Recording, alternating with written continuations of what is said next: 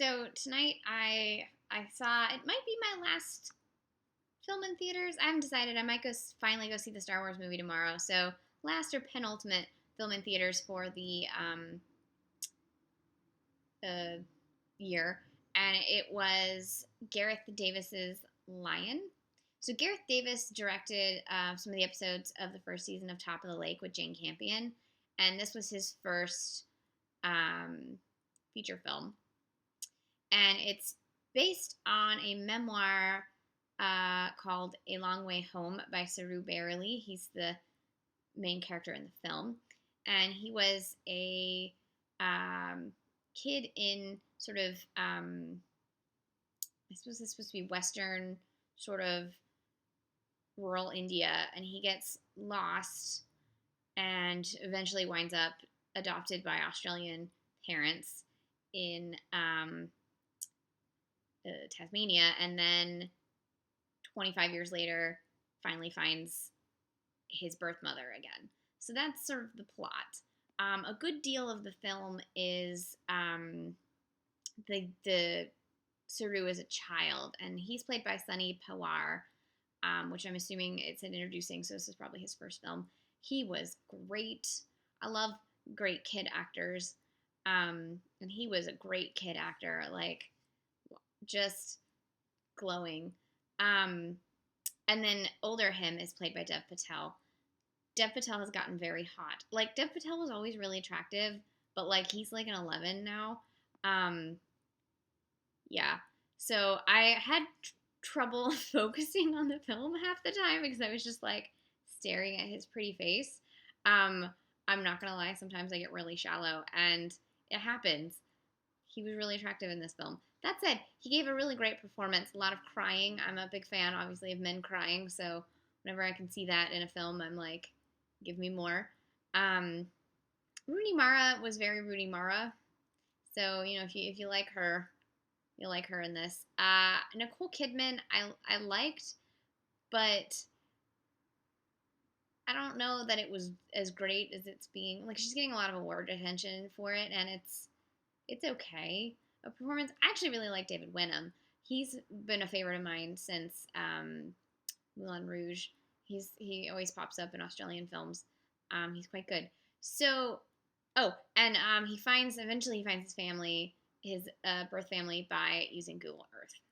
It's a big ad for Google Earth in this. So there's like various issues in the film that aren't really addressed, which make it somewhat, to use the word problematic. One, you don't really understand how, like, they are unable to find his family when he's lost.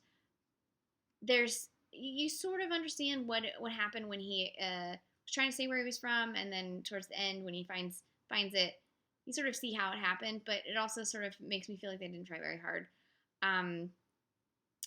Two, and one of the complications in it was that he spoke Hindi, and he ended up in a part of India that mostly speaks Bengali, and so there was issues speaking. Plus, he was 5. Okay.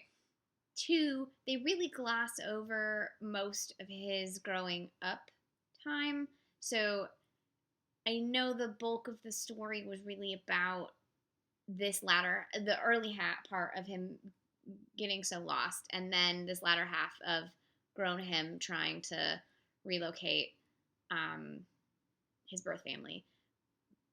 But the stuff in the middle sort of seems like that's how you would see how the little kid became the older him, and they really gloss over all of that, and so you miss all of the complications and sort of nuance of what this adoption could mean for him, and what his life was like. There's also kind of a really awkward quasi-white savory moment with Nicole Kidman's character, which makes me think it was like verbatim. It's so a little cringy, like you want to make the Chrissy Teigen face, that it makes me think it must have been verbatim from his memoir, because I don't think anyone would write such a thing out of fiction.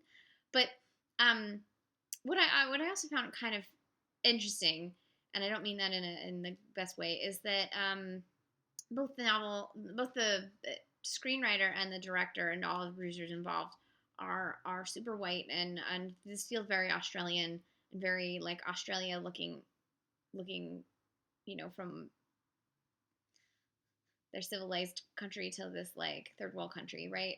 And and it kind of makes you think like Australia's got some issues with their own indigenous population, and so some of the dialogue with the Kidman character just sort of makes you cringe. Um,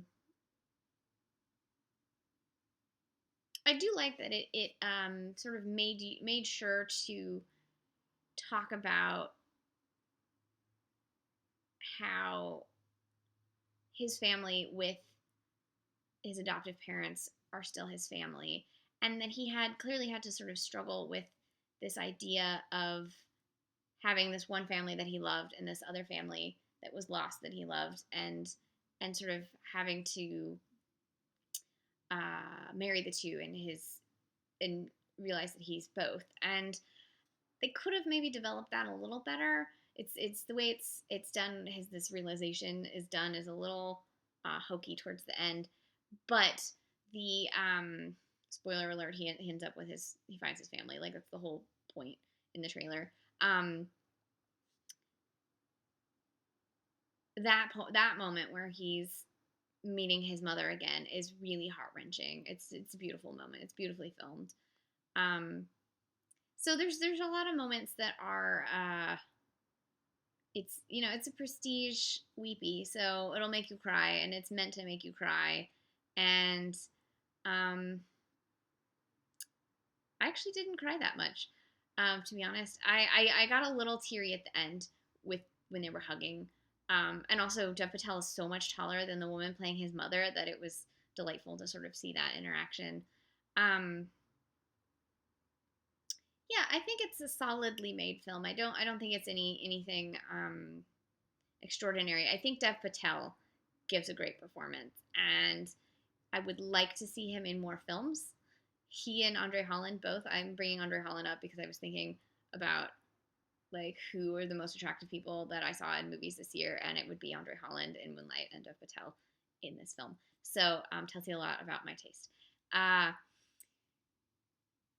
They both should be the leads in all the movies, and they keep playing like supporting roles and things, and it's depressing. Well, this is sort of one of those: is it a lead? Is it supporting? It's being campaigned as supporting, but it's sort of a co-lead with the little kid. To be honest, they're both leads.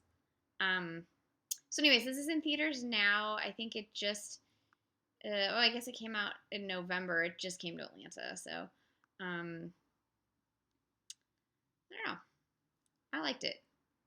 So this was Garth Davis's Lion from 2016. Dev Patel has the best hair you'll see all year in any movie.